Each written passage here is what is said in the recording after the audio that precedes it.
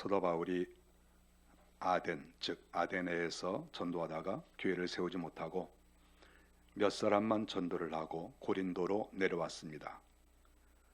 복음을 받아들인 사람은 아레오바고라고 하는 그 석회암 언덕이 있는데 거기에 있었던 그런 사람과 또 다말이 이런 몇몇 사람만 이제 예수를 믿게 되었습니다. 온갖 신을 섬기는 그런 신전들이 그 아데네에는 있었습니다. 우리가 잘 아는 파르테논 신전, 그 언덕에는 그 신전만 있는 게 아니고 수많은 그런 신전들이 거기에 모여 있었는데 거기에서 사도 바울이 하나님의 말씀을 증거를 했습니다. 그러나 예수 그리스도에 대한 이야기도 많이 했지만 철학적인 그런 이야기도 많이 했던 것을 알 수 있습니다. 어쨌든 거기에서 그가 말씀을 증거하고 복음을 그가 외쳤지만 많은 사람들이 돌아오진 않았다 하는 것을 알 수가 있습니다. 사도 바울이 거기에서 떠나서 거기에서 서쪽으로 조금만 가면 바다를 건너서 고린도가 나오는데 그 고린도에 사도 바울이 복음을 증거하는 그 자리를 옮기게 됐습니다. 성경 2절에 보니까 아굴라라는 사람을 만났습니다. 그는 본도 출신이라고 했는데 터키 동북쪽을 가리킵니다.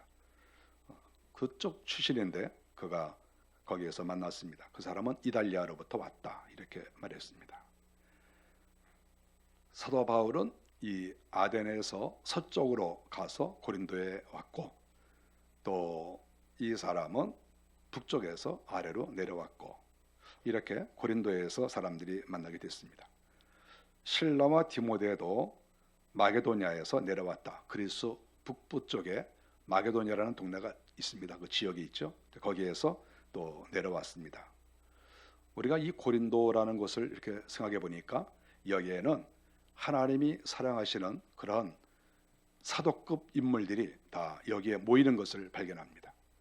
사도 바울이 고린도로 갔죠. 또 실라와 디모데 다 사도급들의 사람들 아닙니까?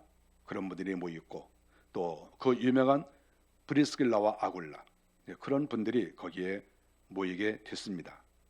어떠한 전쟁을 치를 때에는 군사력이 강해지지 않겠습니까? 전선을 형성하는 것이죠. 그랬을 때 사도 바울이 고린도에 모였을 때 각 지역에 있었던 유력한 인물들이 그 자리에 다 모였었다. 그리고 거기에서 복음을 증거했다 하는 것은 상당한 의미가 있다. 이렇게 볼 수가 있습니다. 하나님께서 행하시는 일은 우리가 잘 알지 못합니다. 그러나 성령께서 가르쳐 주시고 또 시간이 지나가면 알 수가 있는 것이죠. 이 세상의 모든 것은 사람의 계획에 따라 움직이는 게 아니죠. 다 하나님께서 하나하나 다 움직이시는데 놀랍게도 이 고린도에 유력한 인물들이 다 모이게 되었다 하는 것은 사람의 계획대로 된 것이라고 하기보다는 하나님께서 그렇게 하셨다 하는 것을 알 수 있습니다. 오늘 성경에 보니까 사도 바울이 말씀에 붙잡혔다 이렇게 나옵니다. 그가 아덴에서 복음을 증거할 때 말씀에 붙잡혔다라는 말씀이 나오지 않아요. 물론 그가 세상에서 다른 얘기를 하진 않았겠지만 쓸데없는 얘기를 한 것은 아니죠. 그러나 말씀에 붙잡혔다라고 하는 말은 이렇게 고린도 교회에서 특별히 이제 성경이 기록을 하고 있는 것이죠. 말씀에 붙잡혔다. 얼마나 가슴 떨리고 얼마나 영광스럽고 이 하나님의 말씀에 붙잡혔다고 하는 이 말은 두고두고 생각하더라도 너무나 흥분되는 그런 말씀이라고 생각할 수가 있어요. 그런데 바로 이 고린도에서 바울이 하나님의 말씀에 붙잡혔다 이렇게 말씀을 하고 있는 것입니다. 열정이 강한 사람이지만 또 주의 나를 위해서 애쓰는 그 수고하는 사람이지만 포기할 줄 모르는 그런 사람이지만 그러나 그것이 어떤 힘에 의해서 이렇게 되느냐가 중요한 것이거든요. 자기의 사상이냐 자기의 열정이냐 그저 건강했으니까 그런 것이냐 그렇지 않으면 뭐 이상한 사상에 빠져서 그런 것이냐 이게 굉장히 중요하거든요. 그런데 여기에서 하나님의 말씀에 붙잡혔다. 말씀에 붙잡힌 것이죠. 세상의 철학도 아니고 세상의 사람들이 말하는 그러한 어떤 풍습이나 세상 사람들이 말하고 있는 그런 상식, 여기에 그치는 것이 아니라 창조주이신 하나님의 말씀에 붙잡혔다, 이렇게 나오는 이 대목에서 정말 가슴이 떨리지 않을 수가 없습니다. 우리가 이 땅에서 사는 사람들 살펴볼 때 붙잡혀 있는 사람들이 많죠. 어디에 붙잡혀 있어야 되겠습니까? 하나님의 나라를 위해서 일하는 사람들은 말할 것도 없이 하나님의 말씀에 붙잡혀야 됩니다. 주의 종들, 교회에서 일하시는 분들 말할 것도 없죠. 하나님의 말씀에 붙잡혀야죠. 성도들도 마찬가지죠. 우리가 하나님을 믿는데, 우리의 시민권은 저 하늘에 있는 것인데, 예수를 믿는 사람들은 이 말씀에 붙잡혀야 되는 거예요. 하나님의 말씀이 나를 확 붙잡아가지고 그 손에 싹 들어가서 꼼짝달싹도 못하고, 그 입만 열면 하나님의 말씀이 내 입에서 나오고, 내 마음대로 움직이는 것이 아니라 하나님께서 나를 움직이시는, 하나님의 손에 확 붙잡혀버리는 이런 것이 얼마나 매력적이고, 내가 만일에 이러한 삶을 살 수 있다고 하면 이것이야말로 정말 멋진 삶이 아니겠어요? 성경이 말하고 있는 거예요. 이 바울이 하나님의 말씀에 붙잡혔다. 너무나 감격스럽고 부럽기도 하고, 이것이 우리가 살아가야 되는 그러한 방법이고, 이렇게 될 때에 진정으로 하나님이 원하시는 그런 삶을 살 수가 있겠구나, 그런 마음을 가질 수밖에 없습니다. 사탄에게 붙잡힌 사람도 많습니다. 우리가 주변을 돌아보면 사탄에게 붙잡힌 사람들 많이 있습니다. 무당은 말할 것도 없고 무당은 아닌데도 준무당급이 이 세상에는 많습니다. 사단이 마음대로 움직이는 사람, 살인하고 강도짓하고 부정부패를 일삼고 죄를 지었으면서도 자기가 죄인지도 모르는, 귀신이 들어가면 죄인지도 모르니까 그런 사람들이 판을 치는 이 세상이 아니겠습니까? 쓸데없는 사상에 이렇게 붙잡혀 있는 사람들, 하나님적 사상이 아니라 세상에 말도 안 되는 사상에 붙잡혀서 살아가는 사람들, 이 땅에 많이 있어요. 자만에 빠져 있는 사람들, 어떤 사람은 열등감에 붙잡혀 있는 사람들, 이상한 사람들이 많아요. 뭔가 이상해 사람들이. 이 세상에는 이렇게 하나님의 말씀에 붙잡힌 것이 아니라 이상한 것에 붙잡혀 있는 그런 세상을 지금 우리가 살아가고 있는 거예요. 그랬을 때 사도 바울은 하나님의 말씀에 붙잡혔다, 이렇게 성경이 기록을 하고 있습니다. 하나님의 말씀에 붙잡힌 사람은 어떻게 살까요? 5절에 보면은 유대인들에게 예수는 그리스도라고 밝히 증거했다, 증언했다, 이렇게 말하고 있어요. 말씀에 붙잡힌 사람은 입만 열면 예수를 증거하는 거예요. 예수님이 우리를 위해서 죽으셨다고, 주님께서는 또 부활하셨다고, 그분께서 저 하늘 보좌에 계신다고. 그러나 그 주님은 하늘 보좌에만 계시는 것이 아니라 어느 때든지 항상 오셔서 우리에게 힘을 주시고 능력을 주시는 분이시다고, 우리에게 은사를 주시고 우리에게 영적인 눈을 주시고 그러신 분이라고. 하나님의 말씀에 붙잡힌 사람들은 입만 열면 하나님 얘기를 하는 것이죠. 우리가 사람이 이렇게 대화를 나눠보면 알아요. 이 사람이 정말 그 속에 하나님이 많이 있는지, 그 속에 세상에 쓸데없는 생각이 많이 있는지, 그 쓰레기가 그 마음에 가득 찼는지 그거 알아요. 대화를 해보면 아는 거예요. 몇 마디 해보고 하루 이틀 지나면 알아요. 그 속에 오물이 가득 찼는지, 과연 하나님의 말씀이 가득 찼는지 그걸 모르겠어요. 다 알죠. 시궁창 같은 사람하고는 얘기하고 싶으면 그거 안 되는 것이죠. 말씀에 붙잡힌 사람은 시궁창 같은 사람하고는 커피 한 잔 마실 수가 없는 거예요. 어떻게 그 사람과 교제를 하겠습니까? 우리가 교제를 나눈다고 하는 것은 성도들끼리의 거룩한 교제를 가리키는 거예요. 교제라고 하는 것은 무조건 사람들 아무나 만나서 서로 대화하고 같이 어울리고 그것이 교제가 아니에요. 교제라고 하는 것은 하나님의 사람들끼리 정말 천국을 바라보는 그런 사람들이, 그 마음속에 예수 그리스도로 충만한 사람들, 이런 사람들이 서로 교제하고 서로 어울리는 것이죠. 고린도에 이렇게 신라, 디모데, 아굴라 이런 사람들이 모이니까 고린도가 달라진 거예요. 고린도가 영적 분위기로 된 거예요. 물론 사도 바울 혼자서도 얼마든지 감당할 수 있지만 이렇게 하나님의 사람들이 진을 치고 전선을 형성하고 사령부를 만들고 이렇게 되니까 거기에서 강력한 은혜가 이렇게 나오는 것이고 거기에서 열매가 나타나는 것이다. 그것을 성경이 우리에게 가르쳐 주고 있는 것입니다. 우리가 이 세상에서 쓸데없는 것에 붙잡혀 있는 사람들 많이 있는데 그런 거를 보면 가슴이 아프죠. 술에 붙잡혀 있는 사람들, 쓸데없는 사상에 붙잡혀 있는 사람들, 아무것도 아닌 곳에 시간을 낭비하는 사람들, 그런 사람들 많이 있어요. 안타까운 것이지요. 하나님의 말씀에 붙잡혀 있다. 이것은 정말 멋진 일이고 특별히 주의 나라를 위해서 일하고 싶은 사람들은 말할 것도 없는 것이죠. 하나님의 사람이면 장사꾼도 아니고 약장수도 아니고 하나님의 사람들은 오직 예수 이름만 증거하는 그런 사람이 되어야 되는 것이죠. 사도 바울이 복음을 증거했을 때 많은 사람들이 받아들였지만 6절에 보니까 유대인 동족들이 바울을 대적해서 비방을 했습니다. 사도 바울이 깜짝 놀란 것이죠. 동족들이 자기 편이 되지 않았습니다. 가장 원수가 동족인 것이죠.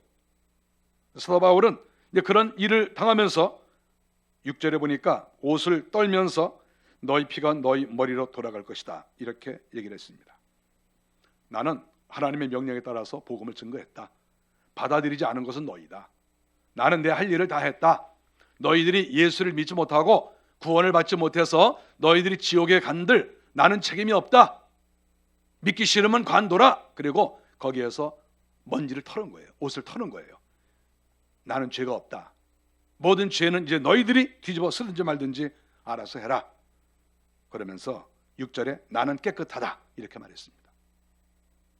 증거할 것을 증거했다는 것이죠. 하나님의 사람은 하나님께서 기회를 주셨을 때 복음을 증거해야 됩니다. 주님이 우리의 죄를 위해서 돌아가시고 주님이 부활하셔서 지금도 살아계시고 이것을 기회가 될 때마다 증거하는 것이죠. 6절에 보니까 이후에는 이방인에게로 가리라. 사도 바울이 냉정하게 말했습니다. 이후에는 이방인에게로 가리라. 본자손이 믿지 않으면 본자손이 믿을 때까지 기다리는 게 아니라 안 믿는 것을 억지로 쫓아가서 통사정하면서 빌면서 예수를 믿어달라고 사정하는 게 아니라는 것이죠.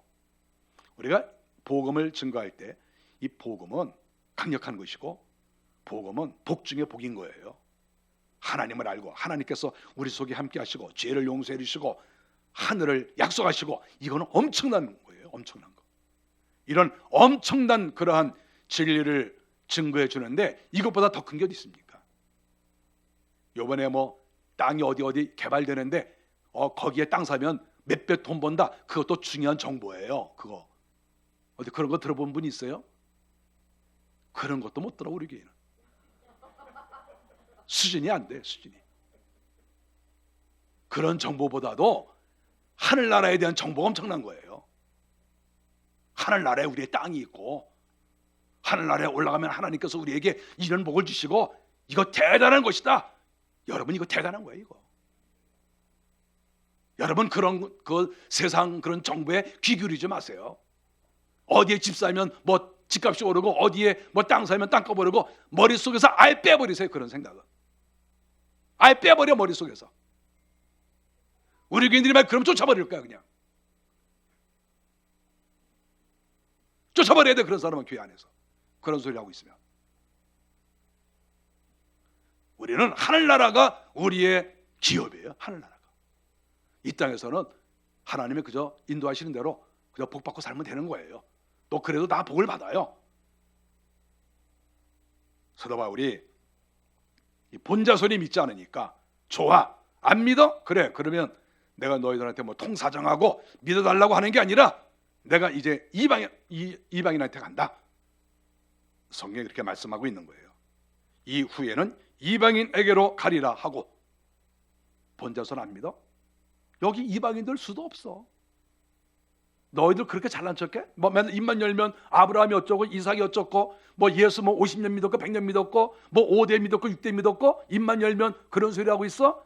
주님을 제대로 알지도 못하면서. 그래, 관두어. 그러면 여기 예수를 믿는 사람이 있어.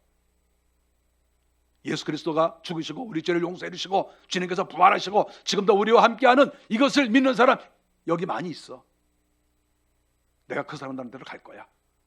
사도 바울이 이렇게 말씀을 한 겁니다. 동창이 안 믿어도, 동족이 안 믿어도, 본자손이 안 믿어도 필요 없다. 좋아. 싫으면 관둬.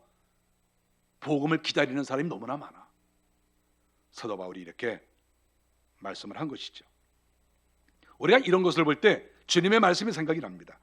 누가복음 4장 24절에 보니까 선지자가 고향에서 환영을 받는 자가 없느니라 이렇게 말씀을 했습니다. 주님께서도 고향에서 복음을 증거했는데 사람들이 잘 안 따라왔어요. 그러면서 항상 하는 말이 뭐 예수가 어렸을 때 나하고 같이 놀았는데 뭐 저기 나하고 같이 저 냇가에 가서 같이 수영하고 놀았는데 걔가 뭐 하나님이라며 걔가 뭐 능력이 있다며 그거 뭐 믿을 수가 있나? 사람들이 이렇게 하는 거예요. 사도 바울이 아무리 강력한 하나님의 은혜를 받고 능력 있게 복음을 증거해도 동족들은 얕보는 것이죠. 제가 뭐 별거 있어. 다 똑같은 인간이고 뭐 외모도 뭐 별거 없고 이렇게 무시하니까 그래 관둬라. 하나님이 택한 백성들 많아. 너희만 택한 게 아니야. 하나님께서 엄청난 많은 사람들, 저 사람들 택했어. 그래서 사도 바울이 방향을 확 돌려서 이방인한테로 갔다. 이렇게 말씀을 하고 있습니다. 하나님의 은혜는 한 곳에 머물러 있지 않습니다. 하나님의 은혜는 움직여요. 살아있는 거예요. 우리가 하나님을 성전에 가둘 수가 없어요. 하나님을 어떤 사람 몸에다가 이렇게 묶어놓고 꽁꽁 묶어놓을 수가 없어요. 하나님을 가둬놓을 수가 없는 거예요. 하나님은 움직이세요. 어느 쪽으로 움직이시겠습니까? 깨끗한 사람, 회개하는 사람, 하나님을 좋아하는 사람, 그런 사람을 향하여 또 택한 사람을 향하여 하나님은 움직이시는 거예요. 성령도 그렇습니다. 성령이 움직여요. 아니 계신 곳이 없지만 더 강력하게 역사하는 곳이 있죠. 하나님께서 어떤 나라에 어떤 지역에 특별히 역사할 수 있습니다. 우상을 숭배하지 않고 회개할 때, 하나님을 좋아할 때 거기에 하나님께서 강력하게 역사하시고 하나님께서 은혜를 부어주시는 것을 우리는 삶을 통해서, 역사를 통해서 다 알 수가 있는 것이죠. 사도 바울이 복음을 증거할 때 7절에 보니까 예정된 사람들이 믿게 되었습니다. 하나님을 경외하는 디도 유스도라 하는 사람의 집으로 들어가니 거기에서 하나님을 믿는 사람을 만났습니다. 8절에 보니까 회당장 그리스보가 온 집안과 더불어 주를 믿었다. 예상치 않은 그러한 사람이 또 하나님을 믿었습니다. 수많은 고린도 사람도 듣고 믿어 세례를 받더라. 8절. 수많은 고린도 사람도, 일부 유대인들도 믿었는데 그 고린도에 살고 있었던 그리스 사람들은 태어나면서부터 수십 년 동안 신화 얘기만 듣고 살은 사람들이에요. 우리는 그리스 로마 신화에 대해서 많이 압니다. 어려서부터 맨날 그런 얘기만 들었어요. 어떤 신이 어떻게 되고 어떤 신이 뭐 놀러 왔고 어떤 신이 누구하고 사랑하고 어떤 신이 뭐 누구하고 결혼해서 아기를 낳고 맨날 이러한 이야기만 들은 거예요. 신화 얘기. 그런데 거기에서 예수 그리스도에서 증거했는데 사람들이 자기들이 지금까지 알고 있었던 그 모든 신화들 한순간에 다 내던져버리고 예수 그리스도가 우리를 위해서 죽으시고 주님이 부활하셨다 하는 것을 믿게 된 것이죠. 이거 어떻게 이렇게 되겠습니까? 성령이 거기에 역사하니까. 우리가 예수를 믿게 되는 것은 하나님의 은혜예요. 믿음은 하나님의 선물이에요. 성령이 우리 속에 역사하는 것도 물론 우리가 기도해야 되지만, 그러나 하나님이 먼저 찾아오셔야 돼요. 하나님이 오셔서 우리에게 복음의 씨앗을 뿌려주시고, 또 은혜를 주셔서 우리가 그 씨앗이 날마다 성장해 나가고, 이러한 모든 것들 다 하나님께서 하시는 것이고 성령께서 역사하시는 것이다. 우리는 그것을 알 수가 있습니다. 많은 사람들이 주님 앞에 돌아왔다. 자기의 동족들은 돌아오지 않는데, 본자손들은 사도 바울을 업신여기고 비방하는데, 오히려 이방 사람들이 사도 바울의 말씀을 듣고 주님을 경외하고 주님의 자녀가 되었다. 이렇게 성경이 가르쳐주고 있습니다. 주님께서 역사하신 것이죠. 주님이 역사하신 증거가 뭐겠습니까? 항상 우리가 알아야 될 것은, 과연 내가 하는 일이 과연 주님이 힘을 주셔서 하는 일이냐, 주님이 기뻐하시는 일이냐, 이것은 굉장히 중요한 일이에요. 우리가 사람의 열정으로도 어느 정도 할 수 있어요. 우리가 잘못된 사상에 빠져서 어느 정도 할 수 있어요. 그런데 이게 지속적으로 강력하게 계속해서 이어지려면 역시 하나님이 오시고 주님이 힘을 주셔야 가능해요. 5년, 10년, 20년, 30년이 지나도 끊임없이 복음을 증거하는 사람, 이런 사람 속에는 주의 성령이 역사하는 거예요. 그렇지 않으면 이거 불가능합니다. 사람은 어느 정도 하다가 낙심하고 좌절하고 우울하고 넘어지고 그래요. 그러나 우울하지도 않고 낙심하지도 않고 끝까지 용기를 가지고 일하는 사람들 속에는 예수 그리스도가 함께하는 거예요. 9절에 보니까 밤에 주께서 환상 가운데 바울에게 나타나셨다. 역시 주님이 은혜를 주신 거예요. 주님께서 나타나셔서 바울에게 두려워 말고 침묵하지 말고 말하라, 이렇게 말씀해 주셨습니다. 주님께서 말만 하라고 하셨겠습니까? 말을 잘할 수 있도록 힘을 주셨겠죠. 성령을 부어주시고 은사를 부어주시고, 하나님께서 사람들이 알 수 없는 신비한 능력을 사도 바울에게 계속해서 부어주셨겠죠. 주님이 힘도 주시지 않고 열심히 복음을 증거하라고 그렇게 하셨겠어요? 우리가 사람이 어떤 것을 명령할 때에는 그 일을 수행할 수 있는 힘을 줘야 되는 거예요. 우리 주님께서 너 두려워하지 마라. 그 의미는 무엇입니까? 내가 너의 편이 되어줄게. 내가 너에게 힘을 줄게. 침묵하지 말라. 너 회방한다고 침묵하지 마. 끝까지 해. 그리고 말하라. 입을 열어라. 너 지금까지 잘하고 있어. 예수 그리스도가 죽으셨다가 부활하셨다는 그 말 너 정말 잘하고 있어. 계속해서 해. 주님께서 밤에 나타나셔서 사도 바울에게 말씀해 주셨습니다. 우리가 사람이 누가 자기가 좀 수고하고 애쓰는 것을 조금만 알아줘도 기뻐요. 저도 이렇게 사나이 같고 아주 이렇게 담대한 것 같고 그래도 말이죠, 누가 가끔 이렇게 목사님 정말 수고 많이 하세요, 이렇게 한마디만 하면 가슴에서 샘물이 막 넘쳐.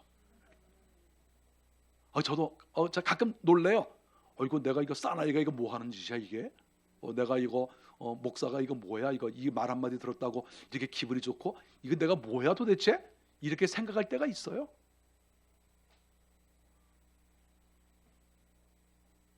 그래서 이 부부들끼리는 서로 격려하고 칭찬하는 게 필요해요. 힘이 되는 게 힘이 돼.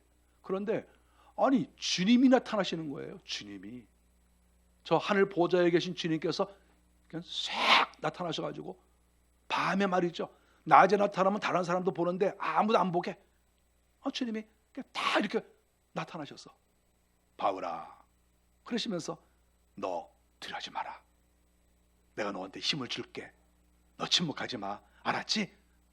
주님께서 이렇게 나타나셔서 환하게 웃으시면서 그런 말씀을 하시면 까무러쳐요. 까무러쳐. 너 내일 죽을 수 있지. 그래도 네 그럴 거예요. 여러분 안 그러겠어요? 아니 창조주가 오셔가지고 그분이 직접 오셔가지고 너 내일 나를 위해서 죽어라. 그러면 싫다고 할 사람 거의 없을 거예요. 예, 알았습니다. 말씀대로 하겠어요. 이렇게 하지 않겠어요? 주님께서 사도 바울에게 오셔서 이렇게 격려해 주시고 은혜를 내려 주셨다는 거예요. 내가 너와 함께 있음에 내가 너와 함께 한다. 아니, 세상에 이 땅에 얼마나 많은 사람이 있는데 주님께서 오셔서 내가 너와 함께 한다.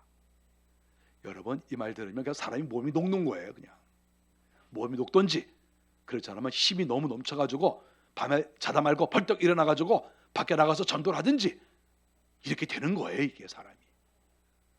주님이 오셨는데 이렇게 안 되겠어요? 그냥 주님을 만났는데 나 어제 그냥 주님 만났어? 그리고 오늘 그냥 평상시처럼 살아가요? 그렇게 안 되죠. 그거 주님 만난 거 아니죠?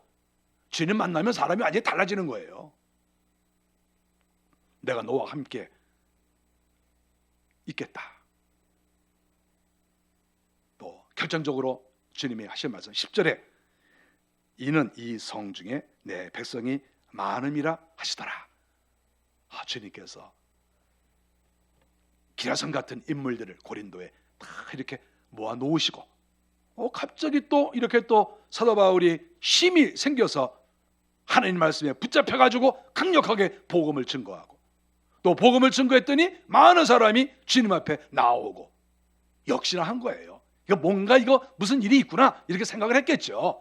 예사로운 일이 아니니까.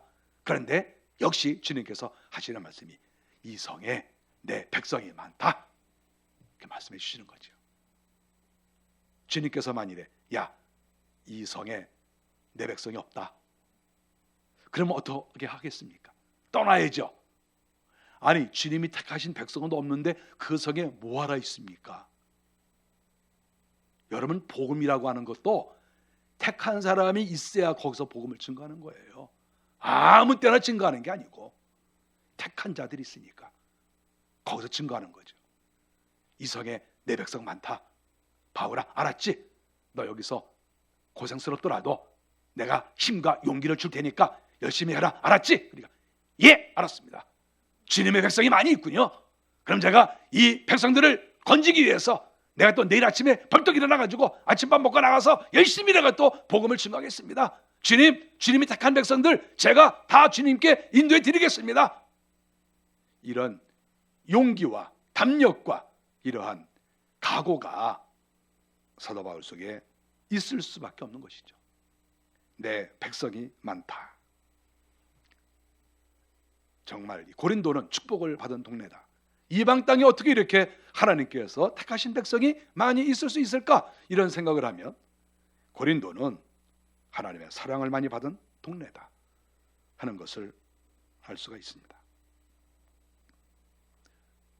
그 백성들을 건지기 위해서 하나님께서 바울에게 은사도 주시고 하나님께서 또 축복도 주시고 하나님이 영역도 주시고 하나님께서 함께해 주시기도 하고 백성을 건지기 위해서 하나님께서 하나님의 사람에게 은혜를 주셨다 하는 것을 알 수 있습니다. 백성 건지라고 택한 자를 건져내라고 하나님께서 주의 종을 쓰시는 것이죠. 만일에 어떤 하나님의 사람이 있는데 정말 하나님의 사람이 있는데 어느 지역에 가서 복음을 증거할 때 힘이 하나도 없고 자꾸 힘이 빠지고 전도할 마음도 안 되고 안 나오고 그런 경우가 만일에 있다고 했을 때 그 하나님의 사람이 이상하다. 왜 이렇게 힘이 빠질까? 왜 전도할 마음이 안 생길까? 혹시 그러지 않겠어요? 뭔가 눈치를 채지 않겠습니까? 그것이 자기가 열정이 없어서 그럴 경우도 있겠죠. 그런데 이 복음이라고 하는 것은 그 배후에 하나님이 역사하시는 거니까 그 지역에 하나님께서 택한 자가 많지 않을 수도 있는 거죠. 없을 수도 있는 것이고 우리가 정말 하나님과 가까워지면 하나님께서 모든 것을 움직이신다는 것을 알아야 돼요. 이 하나님의 움직이시는 것을 느껴야 돼요. 하나님의 손길을. 하나님께서 이렇게 어루만지시는구나. 하나님께서 이것을 내치시는구나. 하나님께서 어떻게 하시네? 이것을 영적으로 민감하게 알아챌 수 있어야 이게 하나님의 사람인 거예요. 그저 일반적인 생각을 가지고 일해 나가면 하나님 일을 할 수가 없어요. 이 백성, 이 곳은 내가 택한 백성이 많다 하는 그 하나님의 말씀, 정말 감격스러운 말씀이고 복음을 증거할 재미가 있겠죠. 한 명, 두 명밖에 없어도 그 영혼을 건져내기 위해서 애를 써야죠. 하나님의 사람이니까. 그런데 한두 명이 아니라 아주 많다 이렇게 말씀하셨으니까 얼마나 재미가 있겠어요. 열심히 증거하고 복음을 위해서 애를 쓰고 환난을 당해도 또 감당하고, 왜냐하면 이렇게 할 때 많은 영혼들이 주님 앞으로 가니까 거기에 보람이 있는 것이죠. 저는 대한민국을 생각하고 또 서울도 생각하고 방화동도 생각하고 또 우리 교회도 생각합니다. 여기에 내 백성이 많을까? 우리 대한민국에 내 백성이 많을까? 내 백성 많습니다. 대한민국에 다른 나라와 비교할 수 없고. 서울에 내 백성이 많을까? 서울에 내 백성 많습니다. 서울은 정말 좋은 데예요. 여러분들 서울 사시는 거 복 받은 거예요. 우리나라에서 서울은 기독교인 많기로 손꼽아요. 프로테이지가 높아요. 방화동? 저는 전도를 안 해봐가지고 잘 모르겠어요.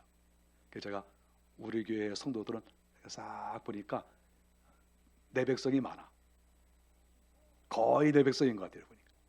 그래서 제가 설교할 맛이 나요.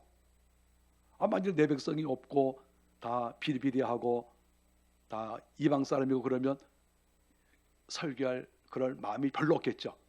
사도 바울이 아덴에서 떠났잖아요. 여기 전도해 보니까 이거 뭐 하나님 믿는 사람이 별로 없는 거예요. 확 떠나버린 거잖아요.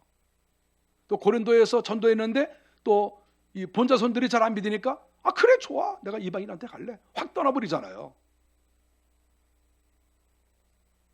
하나님을 믿는 사람이 없으면 확 떠나버려야 되는 거야. 하나님의 사람은 하나님의 인도를 따라 사는 거예요.